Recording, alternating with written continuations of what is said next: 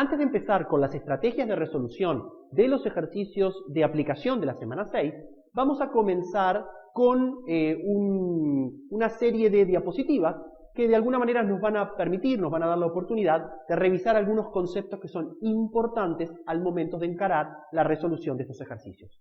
Vamos a comenzar repasando un poco qué fue lo que vimos en la clase pasada. En la semana 5 estuvimos viendo ejercicios de resolución que se relacionaban con la velocidad de un proceso químico, por ejemplo este que tenemos ahí, donde A y B reaccionan para dar 2 moles de C, ¿sí? Vimos cómo se definía la velocidad. Recuerden, la velocidad se definía como la derivada de la concentración de un reactivo con el tiempo, cambiada de signo, ¿se acuerdan? Era el opuesto de esa magnitud y multiplicado por el inverso del coeficiente estequiométrico correspondiente, o podía definirse también como la derivada de la concentración de un producto multiplicado por el inverso de su coeficiente estequiométrico. Esta era básicamente la definición que habíamos visto de velocidad. Además, pudimos, la semana pasada, ver que la velocidad depende de, básicamente, las concentraciones en general de reactivos, pero puede haber algún caso en particular que también de algún producto, elevado a lo que llamábamos orden de reacción, que habíamos dejado en claro que no tenía por qué ser igual que los coeficientes estequiométricos en la reacción igualada. Por ejemplo, en este caso, alfa y beta, los órdenes de reacción parciales respecto a A y B, no tienen por qué ser 1, que son los coeficientes estequiométricos de la ecuación igualada. ¿Sí? La constante de proporcionalidad se denominaba constante cinética o constante de velocidad, y habíamos visto que era un valor mayor que 0, tiene un valor mayor que 0, y además es función de la temperatura. Como les comenté recién, más adelante en la clase veremos qué ecuación matemática describe la variación de la constante con la temperatura, ¿sí? De esta manera sacábamos como conclusión que la velocidad va a depender entonces de las concentraciones de reactivos y en algunos casos particulares de productos elevados a los órdenes correspondientes, y además dependía de la temperatura debido a que la constante varía con ella, ¿sí? Además de esto, vamos a dejar ya en claro un concepto que vimos la semana pasada, y es: la ley de velocidad debe determinarse experimentalmente. ¿Eso qué quiere decir? Quiere decir que yo tengo que ir al laboratorio y de alguna manera extraer datos, sea de velocidades iniciales, o sea de monitorear la concentración de algún reactivo o algún producto con el tiempo, para, utilizando el método diferencial o el método integral, poder determinar el valor de K, alfa, beta y los demás órdenes parciales, ¿sí? Es decir, que no tengo otra, tengo que ir al laboratorio y determinar, recoger, digamos, datos para poder determinar la constante de velocidad y los órdenes parciales, ¿sí? Dicho de otra forma, no tengo manera, sin ir al laboratorio, solamente con ecuaciones matemáticas, de deducir la ley de velocidad. Por eso se dice que es una ley empírica, porque necesito ir al laboratorio para poder determinarla. Bien, ahora, mirando la ley de velocidad, lo que todavía no podemos contestar es aquella pregunta que tienen ahí arriba: ¿cómo ocurre una reacción química? Yo mirando la ley de velocidad y sabiendo cuál es el valor de K, de alfa y de beta, no puedo saber cómo ocurre a nivel atómico y molecular una reacción. Les voy a poner un ejemplo. Una reacción dada, por ejemplo esta, A más B para dar 2C, ¿sí? ¿Ocurre por choque directo entre las moléculas de A y B? O, es decir, ocurre en una sola etapa. Vienen, chocan A y B y se generan 2 moles de C. O sea, ¿tengo un mecanismo de una sola etapa? ¿O en realidad su mecanismo, la forma en la que ocurre a nivel submicroscópico, es ya más compleja? Por ejemplo, A se descompone para dar Z y Z es el que choca con B en una segunda etapa para dar lugar a C. Los mecanismos de las reacciones pueden ser realmente muy complejos y existe toda una rama de la cinética química que se dedica a estudiar cómo es que ocurren los procesos a nivel atómico y molecular, ¿sí?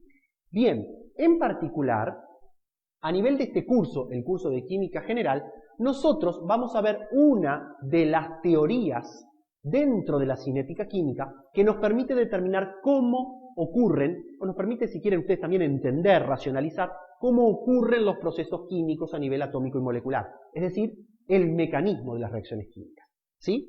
Una aclaración desde ya: en este curso, en el curso de Química General, porque es un curso introductorio, vamos a ver solo mecanismos de reacciones químicas que ocurren en fase gaseosa.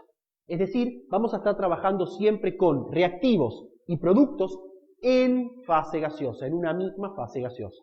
¿Por qué? Porque es más fácil estudiar el mecanismo de reacciones en fase gaseosa porque no hay solvente. Si estuviésemos hablando de una reacción en solución, el solvente ya puede tomar parte en el mecanismo de la reacción o puede influir de alguna manera en él y ya se complejiza el sistema. Ese tópico ustedes seguramente lo van a ver más adelante en su carrera, pero a nivel de este curso introductorio solo vamos a ver reacciones que ocurren en fase gaseosa, ¿sí? La teoría de las colisiones, generada hacia finales del siglo XIX, principios del siglo XX, fue la primera teoría en la cinética química que se ocupó de cómo ocurren las reacciones en fase gaseosa, ¿sí? Se basa en 3 postulados que son muy importantes y que luego uno puede probarlos en base a la evidencia experimental, ¿sí? Primer punto a tener en cuenta: las moléculas en la fase gaseosa de los reactivos deben acercarse y chocar, deben tomar contacto para poder reaccionar. Dicho de otra manera, no se ha visto experimentalmente, no ocurre que 2 moléculas de los reactivos reaccionen a distancia. Tienen que acercarse y chocar, ¿sí? Segundo punto a tener en cuenta: cuando chocan, para poder dar lugar a productos, tienen que hacerlo con una cierta orientación adecuada. Dicho de otra manera, no cualquier choque en la mezcla gaseosa me va a dar lugar al producto. A y B, por ejemplo, tendrán que chocar con una cierta orientación para poder dar lugar a productos, ¿sí? Y el tercer punto es: el choque debe darse con una energía suficiente para poder dar lugar a productos. Vamos a decirlo de otra manera: yo puedo llegar a chocar con la orientación adecuada, pero si no tengo la energía suficiente en el choque, no voy a dar lugar a los productos, ¿sí? Así que, en conclusión, necesito que las moléculas se acerquen y choquen, ¿ok? Segundo, necesito que choquen con una orientación adecuada. Tercero, necesito que ese choque con la orientación adecuada tenga la energía suficiente. Y cuando se cumplan las 3 condiciones, los reactivos van a dar lugar entonces al producto, ¿sí? Vamos a ver un primer ejemplo como para acercarnos a la teoría de las colisiones. A ver, vamos a analizar un poquitito esta reacción que ocurre en fase gaseosa, ¿sí? Tenemos monóxido de mononitrógeno gaseoso más ozono gaseoso para dar dióxido de nitrógeno gaseoso y dioxígeno gaseoso, ¿ok? Pueden parar el video e intentar analizar y entender bien quiénes son los reactivos y quiénes son los productos para tenerlo en cuenta. Para poder realizar esta reacción, debo colocar en un recipiente, aquí tenemos el recipiente, monóxido de mononitrógeno y ozono gaseosos. Acá vamos a tener moléculas de NO y estas son las moléculas de ozono, ¿sí? En la fase gaseosa van a estar ocurriendo movimiento de moléculas y cada tanto ocurren choques, ¿sí? Acá tienen un choque, acá tienen otro choque, acá tienen otro choque. En todo momento las moléculas están moviéndose y por tanto chocando, ¿sí? Bien, de aquellas moléculas que chocan, tenemos que ver cuáles tienen la orientación adecuada primero. Por ejemplo, este choque que ven acá no tiene la orientación adecuada, ¿sí? Este choque que vemos acá, este choque que vemos acá, no tiene la orientación adecuada, ¿sí? Sin embargo, estos choques que están aquí sí tienen la orientación adecuada, ¿está? Bien, ahora hay que ver de los choques que tienen la orientación adecuada, cuáles tienen la energía suficiente. Alguno de los choques que tienen la orientación adecuada, entonces tendrá la energía suficiente para dar lugar a los productos. Ahondemos un poco más en este tema.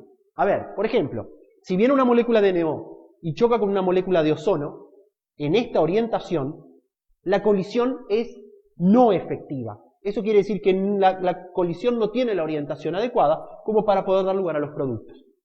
Incluso aunque tuviera la energía suficiente, no tiene la orientación adecuada, así que no va a dar lugar a los productos, ¿sí?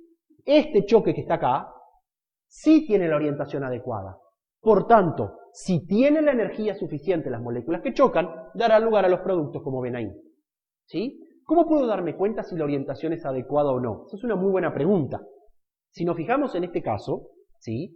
Esta colisión tiene la orientación adecuada, este choque tiene la orientación adecuada porque permite obtener a los productos con un mínimo rearreglo atómico, es decir, con el menor número de enlaces rotos y formados y con el menor número de desplazamientos atómicos. De hecho, lo pueden ver acá. Cuando chocan así las moléculas, ustedes tienen esta conformación en el choque, que si observan, con que se rompa el enlace entre estos dos átomos de oxígeno y este oxígeno se une a este nitrógeno, ya tengo los productos. Es un mínimo rearreglo que necesito. ¿Ok? Bien. Para poder fijar este concepto de la teoría de las colisiones, les propongo analizar una reacción en fase gaseosa un poco más compleja, ¿sí? Que es la que tienen acá arriba. ¿Ok?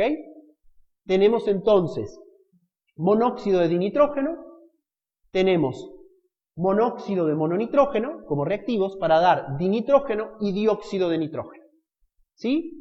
Bien, les propongo analizar esta reacción, su mecanismo, desde un punto de vista de la teoría de las colisiones. ¿Vamos a hacerlo? Bien. Primero, las moléculas de los reactivos deben acercarse y chocar. Y además deben chocar con la orientación adecuada. Analicemos estos dos primeros puntos de la teoría de las colisiones. Para este caso en particular, ¿no? Bien. A ver, analicemos este choque. Viene la molécula de N2O con una molécula de NO, chocan de esta manera, pero este choque es inefectivo. ¿Por qué? Porque no tiene la orientación adecuada para, con un mínimo rearreglo, dar lugar a los productos. Por tanto, como ven, chocan y cada uno de los reactivos sigue por su lado. ¿Sí? No importa incluso la energía que tengan.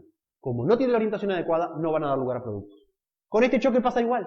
Fíjense, chocan y para poder obtener los productos necesitaría un rearreglo enorme de los reactivos. Mover átomos para un lado, para el otro, cortar muchos enlaces, formar otros. Entonces no va a dar lugar. ¿Cuál sería un choque con la orientación adecuada? Este que está acá abajo. Viene la molécula de N2O, choca de esta manera con una molécula de NO. Cuando chocan, este átomo de oxígeno rompe el enlace aquí y forma un enlace con este nitrógeno y nos va a quedar dinitrógeno y NO2. Dinitrógeno y NO2.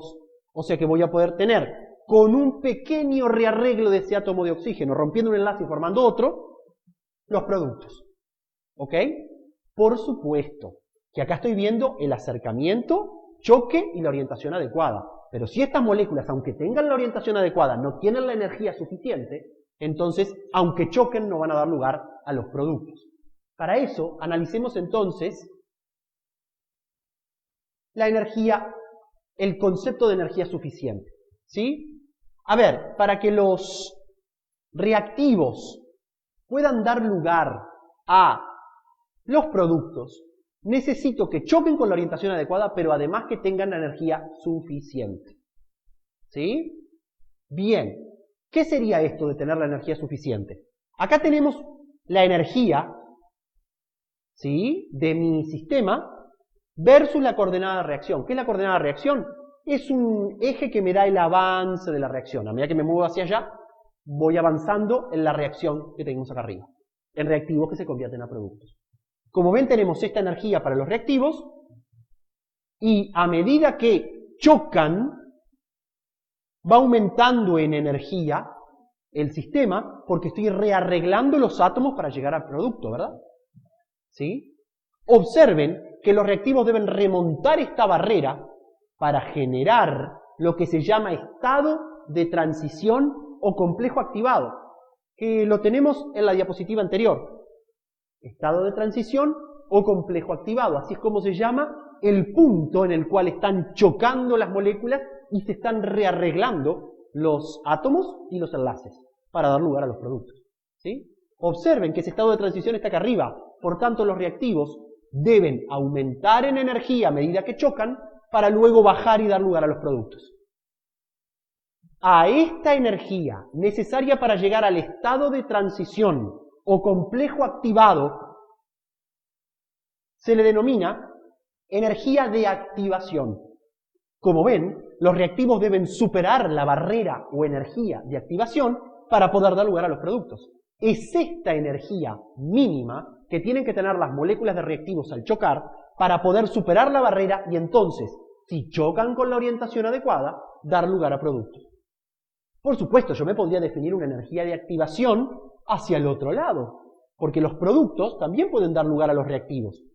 ¿Cuál sería la energía o barrera de activación que tienen que superar para, si chocan con la orientación adecuada, dar lugar a los reactivos? Es toda esta, ¿verdad?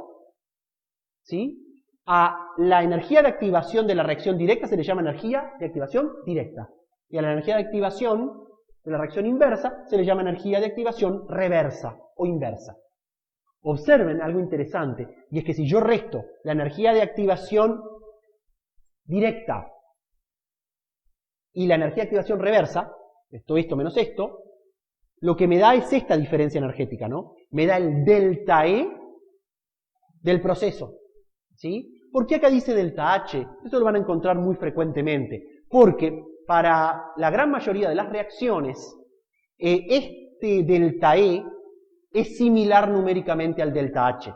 Así que restando las energías de activación, podemos tener numéricamente el delta E de reacción y por tanto tener también una idea del delta H que va a ser numéricamente muy parecida. ¿Ok?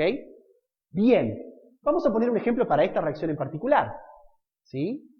A ver, tenemos esta reacción, ¿verdad? Y tenemos una cierta energía de activación que las moléculas deben superar. Entonces, la pregunta que nos podemos hacer es, de todo el pool de moléculas que yo tengo que están chocando, ¿cuántas de ellas, qué fracción de ellas o qué porcentaje de ellas chocan con la energía de activación o más incluso? ¿Sí? Bien, esta es una pregunta difícil de contestar. ¿Por qué? Porque uno debería poder hacer alguna medida, si ustedes quieren, o bueno, si uno pudiese ver lo que pasa en el pool de moléculas que chocan, para poder contabilizar cuántos de esos choques tienen una energía igual a la energía de activación o mayor aún, para poder saber cuántas de las moléculas tienen la energía para, chocando con la orientación adecuada, dar lugar a los productos. Eso es una cosa bastante difícil de resolver. Sin embargo, sí lo pudieron hacer a finales del siglo XIX, cuando aplicaron conceptos de lo que se llama termodinámica estadística. Básicamente la termodinámica estadística lo que hace es aplicar a la termodinámica clásica, que todos conocemos, conceptos de estadística. ¿Sí? Más allá del detalle teórico de esto, que no vamos a encarar en este curso, la termodinámica estadística, cuando fue aplicada, permitió responder esta pregunta. Y miren lo que pasa. Según la termodinámica estadística, si yo tengo una colección de moléculas que está a una temperatura T1, ¿ah? Este gráfico me da la fracción de moléculas que tienen una cierta energía. Y fíjense cómo se distribuye. ¿Qué quiere decir este gráfico? Que la gran mayoría de las moléculas tienen energías por acá por el medio. Mientras que hay pocas moléculas que tienen energías o muy bajas o muy altas a esta temperatura T1.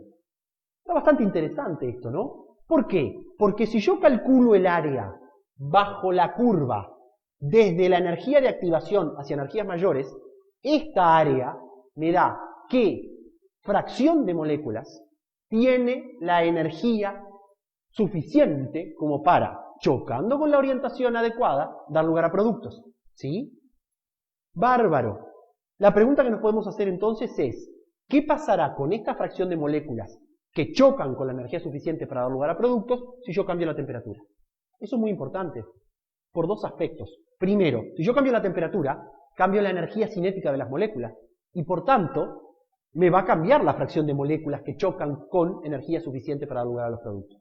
Pero sobre todo me interesa cambiar la temperatura porque, como hablamos antes, en esta clase nos interesa saber cómo varía la velocidad de reacción con la temperatura. Y por tanto tengo que analizar qué pasa con la fracción de choques que tiene la energía suficiente si aumenta la temperatura. Y esto es lo que pasa. Según la termodinámica estadística, si yo aumento la temperatura a una temperatura T2, ahora la fracción de moléculas que está chocando con una energía igual a la energía de activación o mayor, aumenta. Fíjense, antes tenía solamente esta área, ahora tengo toda esta área debajo de la curva. Es decir, que aumento la temperatura y ¿qué aumenta? Aumenta la fracción de los choques totales que tienen una energía suficiente para dar lugar a productos. Por supuesto, solamente una fracción de ellos dará lugar a productos. ¿Por qué? Porque solamente una fracción de ellos tendrá la orientación adecuada. ¿Sí? Bárbaro, nos vamos acercando a lo que queremos de a poco. ¿Sí? Para que ustedes tengan una idea, en nuestro caso en particular, esta energía de activación es 209 kJ.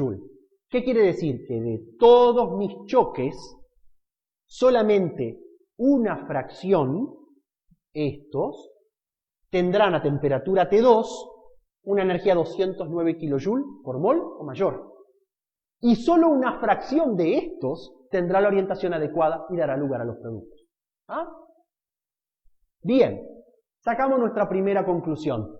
Entonces, a mayor temperatura, mayor es la fracción de los choques totales que tienen la energía suficiente para dar lugar a productos. Solamente una parte dará lugar a productos, ya sabemos, porque tienen que chocar con la orientación adecuada. Pero eso es muy importante, porque si yo al aumentar la temperatura aumento el número de choques que tienen la energía suficiente, estoy aumentando la cantidad de veces por unidad de tiempo que obtengo producto. Y por tanto aumento la velocidad. Como conclusión general, para cualquier reacción en el universo, esta es una ley universal, a mayor temperatura, mayor velocidad de reacción. ¿Sí? Bien, esto es algo que se dieron cuenta ya los fisicoquímicos hacia finales del siglo XIX.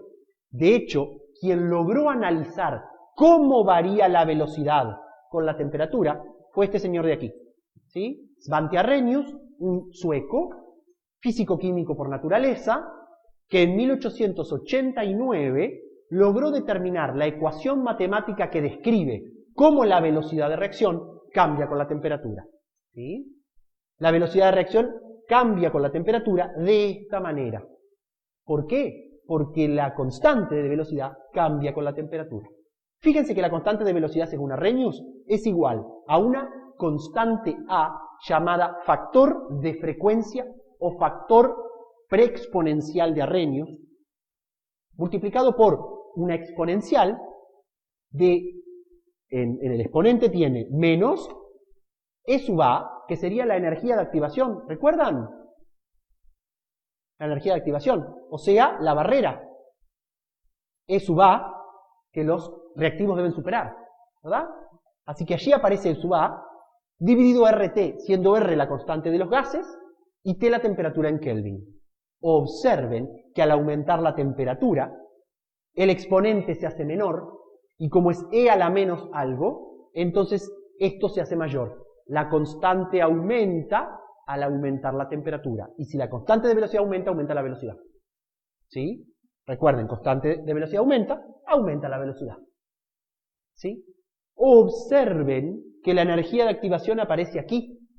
¿Sí? ¿Por qué aparece aquí? Porque es la energía que tiene que superarse para poder darse la reacción. Ahora, ustedes se podrán preguntar, bueno, pero si aquí está lo de tener energía suficiente, en E sub A, ¿dónde está lo de chocar con una orientación adecuada? Bueno, el factor preexponencial de Arrhenius, A, contiene esa información. El factor preexponencial de Arrhenius es proporcional a la frecuencia de las colisiones con orientación adecuada. Es decir, es proporcional a la colisión, el número de colisiones por unidad de tiempo que tienen la orientación adecuada. Toda esa información se ve aquí adentro. ¿Sí? Podemos hacer cosas interesantes con esta ecuación. Miren esto. ¿Qué pasa si yo aplico logaritmo neperiano de un lado y del otro? Pueden pausar el video ahora e intentar hacerlo a ver qué obtienen. La respuesta es esta. ¿Sí?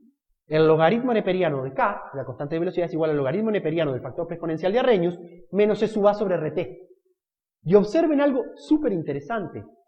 Que esto es la ecuación de una recta. Esto es I, esto es el término independiente, menos E sub A sobre R es la pendiente, y 1 sobre la temperatura es X. Si entiendo que esto es una ecuación lineal, de hecho lo puedo verificar, logaritmo neperiano de K es mi I, y 1 sobre T en Kelvin, 1 sobre la temperatura en Kelvin, es X. ¿Y cuál es la pendiente? Menos C sub A sobre R. Esto es una de las ecuaciones más importantes de la cinética química. ¿Por qué? Porque si yo logro determinar la constante de velocidad a distintas temperaturas y grafico logaritmo neperiano de K versus 1 sobre T, voy a obtener siempre una recta, y esa recta va a tener como pendiente menos C sub A sobre R. Por tanto, de la pendiente podré sacar como dato la energía de activación y podré conocer cuál es la energía mínima necesaria para que un choque con la orientación adecuada pueda dar lugar a productos.